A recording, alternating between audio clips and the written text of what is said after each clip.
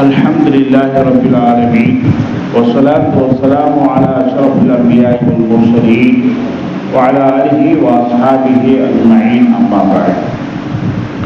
அன்பார்ந்த அல்லாஹ்வின் நல்லடியார்களே, உங்கள் அனைவருக்கும் இஸ்லாத்தின் காணிக்கையாம் சலாமினை தெரிவித்துக் கொள்கின்றோம். அஸ்ஸலாமு அலைக்கும் வரஹ்மத்துல்லாஹி வபரகாத்துஹு. அன்புக்குரியவர்களே, அல்லாஹ் திருக்குர்ஆனிலே சொல்கிறான், யா அய்யுஹல்லதீன ஆமனூ லா தஸ்அலூ அன் அஷ்யா. ஈமான் கொண்டவர்களே, சில விஷயங்களை பற்றி நீங்கள் கேள்வி கேட்காதீர்கள். அப்படி நீங்கள் கேள்வி கேட்டு அதற்குரிய பதிலை வெளிப்படுத்தப்பட்டால், அதற்குரிய விளக்கத்தை சொல்லப்பட்டால் உங்களுடைய மனம் வேதனை அடையும் என்று அல்லாஹ் சொல்கிறான்.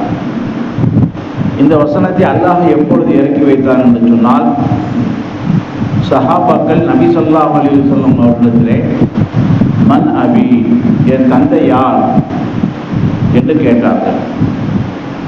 அப்போ நபி ஸல்லல்லாஹு அலைஹி வஸல்லம் அவர்கள் சொன்னாங்க, ஹுதாஃபா, உன்னுடைய தந்தை ஹுதாஃபா என்று. இன்னொரு சஹாபி வந்து கேட்டார்கள், மன் ஜத்தி, என்னுடைய பாட்டனார் யார்? நபி ஸல்லல்லாஹு அலைஹி வஸல்லம் அவருடைய பாட்டனாரை பற்றியும் சொல்லிவிட்டார். ஏன் இப்படி கேட்டாங்கன்னா, நபி ஸல்லல்லாஹு அலைஹி வஸல்லம் வாழ்ந்த அந்த காலம் ஐயாமுல் ஜாஹிலியா, அறியாமை காலம். யாருக்கு யார் பிறந்தாங்களே தெரியாது. இவர் என்னுடைய அப்பா என்று உறுதி என்று சொல்லவே முடியாது. விபச்சாரம் பெருகியிருந்த காலம். இப்படி ஒவ்வொருத்தரும் தன்னுடைய தந்தை யார் என்று கேட்டுக்கொண்டே இருந்தார்கள். என்னுடைய பாட்டன் யார் என்று கேட்டுக்கொண்டே இருந்தார்கள். அல்லாஹ் இப்படி கேட்காதீர்கள், இப்படி கேட்டால் உங்களுடைய மனதிலே கஷ்டம் ஏற்படும் என்று அல்லாஹ் கண்டிக்கிறான். ஆனால் தேவையான கேள்விகளை கேட்கலாம். நபி ஸல்லல்லாஹு அலைஹி வஸல்லம் அவர்கள் சொல்கின்றார்கள், இன்னமா ஷிஃபாஉல் ஐய சுவால், நிச்சயமாக அறியாமையின் மருந்து கேள்வி கேட்பதாகும். மதீனாவாசிகள் நபி ஸல்லல்லாஹு அலைஹி வஸல்லம் அவர்களிடத்திலே அதிகமான முறையிலே கேள்விகளை கேட்டு கல்வியை கற்றுக்கொண்டார்கள். எனவே நாம் தெரியாத விஷயங்களை தெரிந்தவர்களிடத்திலே கேள்விகளாக கேட்டு அதை தெரிந்து கொள்ளலாம். நபி ஸல்லல்லாஹு அலைஹி வஸல்லம் காலத்திலே அஸ்மா பின்த் யஸீத் என்று ஒரு பெண்மணி இருந்தார்கள். அவர்கள் மிகப்பெரிய பேச்சாளராக இருந்தார்கள். பெண்களிலே மிகப்பெரிய பேச்சாளராக இருந்தார்கள். நபி ஸல்லல்லாஹு அலைஹி வஸல்லம் அவர்களிடத்திலே வந்து 4 கேள்விகள் கேட்டார்கள். முதலாவது கேள்வி, ஆண்கள் தொழுகையை ஜமாத்தோடு தொழுகின்றார்கள், நாங்கள் ஜமாத்தாக தொழுக முடியவில்லையே. இரண்டாவது கேள்வி, ஆண்கள் ஜனாசா தொழுகிறார்கள், பெண்கள் ஜனாசா தொழுவதில்லையே. மூணாவது கேள்வி, ஆண்கள் எல்லாம் ஜிஹாதுக்கு செல்கிறார்கள், பெண்கள் ஜிஹாதுக்கு செல்வதில்லையே. நாலாவது கேள்வி, ஜுமா, ஆண்கள் எல்லாம் ஜும்மா தொழுகை செல்கிறார்கள், பெண்கள் செல்வதில்லையே என்று கேள்விகளை கேட்டார்கள். அப்பொழுது நபி ஸல்லல்லாஹு அலைஹி வஸல்லம் அவர்கள் அந்த பெண்மணியை பாராட்டினார். எவ்வளவு அழகான கேள்வி கேட்கிறாங்க பாருங்க என்று பாராட்டிவிட்டு அந்த பெண்மணியிடத்தில் சொன்னார்கள், இன்ன தாஅத்துல் வாஹிதத்தி லிஸௌஜிஹா தஅதீலு குல்லு ذلك கலீலும் மின்குன்ன தஃஅலுஹு. உங்களுடைய கணவனுக்கு நீங்கள் கட்டுப்பட்டு வாழ்ந்தாலே இந்த நன்மைகள் தான் உங்களுக்கு கிடைத்துவிடும் என்று நபி ஸல்லல்லாஹு அலைஹி வஸல்லம் அவர்கள் சொல்லி காட்டினார். உங்கள் கணவனுக்கு கட்டுப்பட்டு வாழ்றீங்க, கணவனை சந்தோஷப்படுத்தி வாழ்ந்தாலே உங்களுக்கு ஜிஹாது செஞ்ச நன்மை கிடைக்கும், ஜும்மா தொழுத நன்மை கிடைக்கும், ஜனாசா தொழுத நன்மை கிடைக்கும், தொழுகையை ஜமாத்தோடு தொழுத நன்மை கிடைக்கும் என்று நபிகள் நாயகம் ஸல்லல்லாஹு அலைஹி வஸல்லம் அவர்கள் சொல்லி காட்டினார். அருமையானவர்களே, ஒரு கிறிஸ்தவர் முஸ்லிமான ஒரு அறிக்கையிடத்தில் வந்து கேட்கின்றார், ஒன்று இருக்கு 2 இல்லை, அது என்ன? 2 இருக்கு 3 இல்லை, அது என்ன? 3 இருக்கு 4 இல்லை, அது என்ன? 4 இருக்கு 5 இல்லை, அது என்ன? 5 இருக்கு 6 இல்லை, அது என்ன? 6 இருக்கு 7 இல்லை, அது என்ன? 7 இருக்கு 8 இல்லை, அது என்ன?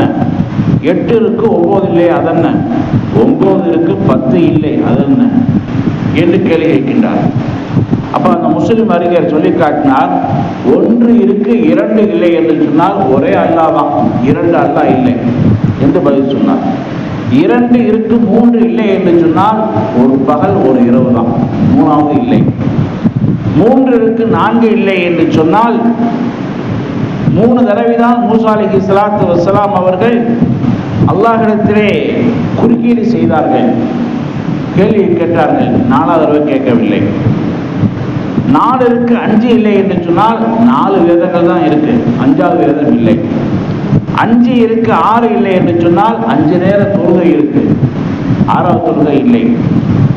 6 இருக்கு, 7 இல்லை என்று சொன்னால் அல்லாஹ் 6 வானங்களை படைத்திருக்கிறான், 6 நாட்களை படைத்திருக்கிறான், 7வது ஒரு நாள் இல்லை. 7 இருக்கு, 8 இல்லை என்று சொன்னால் அல்லாஹ் 7 வானங்களை படைச்சிருக்கான், 8வதாக ஒரு வானத்தை படைக்கிறான். 8 இருக்கு, 9 இல்லை என்று சொன்னால் அல்லாஹ்வுடைய சிம்மாசனத்தை சுமக்கக்கூடிய மலக்குகள் 8 பேர் தான், 9 இல்லை. 9 இருக்கு, 10 இல்லை என்று சொன்னால் மூசா அலைஹிஸ்ஸலாத்துக்கு அல்லாஹ் 9 அற்புதங்களை கொடுத்தான். அந்த அற்புதங்களை காமிச்சு தான் பனு இஸ்ரவேலை இஸ்லாத்தின் பக்கம் அழைத்தார்கள். 10வது ஒரு அற்புதத்தை அல்லாஹ் கொடுக்கவில்லை. இப்படி அந்த கிறிஸ்தவருக்கு இஸ்லாமிய அறிஞர் பதில் சொன்ன பொழுது அந்த கிறிஸ்தவர் இஸ்லாம் ஆயிட்டார். அஷ்ஹது அல்லா இலாஹ இல்லல்லாஹ் வ அஷ்ஹது அன்ன முஹம்மது ரசூலுல்லாஹ் என்று கலிமா ஓதி இஸ்லாமாக ஆகிவிட்டார். அருமையானவர்களே, இமாம் ஷாஃபி ரஹ்மத்துல்லாஹி அலைஹி அவர்கள் மிகப்பெரிய அறிஞராக வாழ்ந்தார்கள். அவர்கள் வாழ்ந்த அந்த நாட்டிலே கடவுளை மறுக்கக்கூடிய நாத்திக அரசன் ஆட்சி செஞ்சான். ஒரு நாள் மக்களை எல்லாம் ஒன்று கூட்டி 3 கேள்விகள் கேட்டான். மக்கள்கிட்ட 3 கேள்வி கேட்டான். முதல் கேள்வி, கடவுள் என்ன செய்கிறான்? 2வது கேள்வி, கடவுளுக்கு முன்னாடி என்ன இருந்தது? 3வது கேள்வி, கடவுள் எங்கு இருக்கிறான் என்று கடவுளை பற்றிய 3 கேள்வி கேட்டான். அப்போ இமாம் ஷாஃபி ரஹ்மத்துல்லாஹி அலைஹி அவர்கள் அந்த சபையில் இருக்கிறார்கள். அவர்களுக்கு 8 வயது தான், சிறுவர் தான். இந்த கேள்விகளுக்கு நான் பதில் சொல்கிறேன் என்று அவன் இருக்கக்கூடிய மேடைக்கு சென்றார்கள். அப்ப அந்த அரசரிடத்திலே சொல்லி காட்டினார்கள், கேள்வி கேட்கிறவங்க அந்தஸ்து குறைஞ்சவங்க, பதில் சொல்றவங்க அந்தஸ்து கூடவங்க.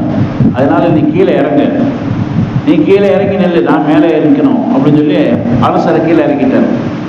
8 வயது சிறுவர் மேடையில் இருக்கிறார். இப்பொழுது முதல் கேள்விக்கு இதான் பதில். கடவுள் என்ன செய்யறான் தெரியுமா?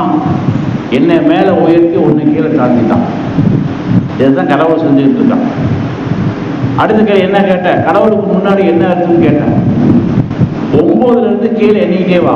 9, 8, 7, 6, 5, 4, 3, 2, 1.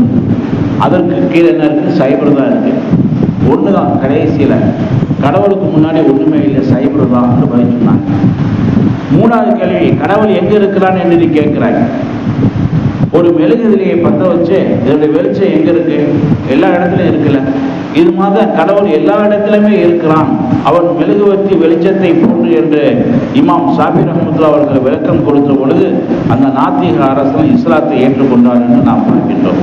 ஆக அருமையானவர்களே, கடவுள் இருக்கிறார் என்பதை நாம் அறிவின் மூலமாக அறிந்து கொள்கிறோம், யதார்த்தத்தின் மூலமாக அறிந்து கொள்கிறோம். வெளிரங்கத்திலே நாம் அறிந்து கொள்ள முடியாது. இமாம் ஷாஃபி ரஹ்மத்துல்லாஹி அலைஹி அவர்களிடத்திலே கடவுளை மறுக்கக்கூடிய ஒரு நாத்திகன் கடவுள் இருக்கிறானா, ஆதாரத்தை காமிய அப்படின்னு கேட்டான். உடனே ஷாஃபி ரஹ்மத்துல்லாஹி அவர்கள் கீழே கிடக்கூடிய மண்ணாங்கட்டியை எடுத்து எரிந்தார்கள். அவன் வலியால் துடித்தான். அந்த நாத்திகன்கிட்ட கேட்டாங்க, வலியில நீ துடிக்கிறியே, அந்த வலியை வெளியே காமி. அவன் சொன்னான், வலியை வெளியே காமிக்க முடியாது, வலியை உணரத்தான் முடியும், வலியை உணரத்தான் முடியும்னு சொன்னான். இது மாதிரி இறைவனை உணர முடியும், அவனை வெளியே காமிக்க முடியாது என்று அழகான பதிலை சொல்லி காமித்தார்கள். இஸ்லாத்தை பொறுத்த வரைக்கும் ஒரே கடவுள் தான், துணை கடவுள்களே கிடையாது. அதற்கு பேர் தான் தௌஹீத் என்று சொல்லிக்கிறோம். தௌஹீத் என்றாலே ஒற்ற கடவுள் தான். அவனுக்கு கீழே இன துணை மேலே கீழே யாருமே கிடையாது. அல்லாஹ் ஒருவர் தான். லா இலாஹ இல்லல்லாஹ் முஹம்மது ரசூலுல்லாஹ், அல்லாஹ்வை தவிர வேறு இலாஹ் இல்லை, அவன் தூதர் முஹம்மது ஸல்லல்லாஹு அலைஹி வஸல்லம் என்று நாம் ஏற்றுக்கொண்டு இருக்கிறோம். அல்லாஹ் ஜல்ல ஷானஹு தஆலாவை உரிய முறையில் வணங்கி அவனை புகழ்ந்து வாழக்கூடிய நல்லடியார்கள் கூட்டத்திலே நம் அனைவருக்கும் சேர்த்து அருள்வானாக. வாஹிர் தாவானா அல்ஹம்துலில்லாஹி ரப்பில் ஆலமீன்.